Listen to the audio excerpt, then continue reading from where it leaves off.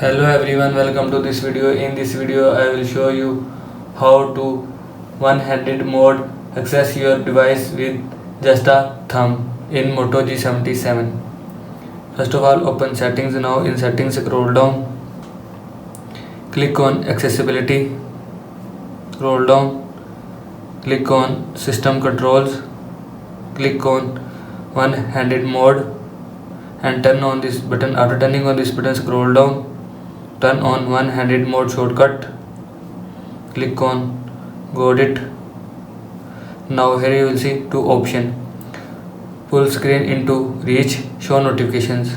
Now click on full screen into reach. After click on full screen into reach, the top of the screen will move into reach of your thumb. Now click on one-handed mode icon. Now here you will see one-handed mode will be enabled from your phone.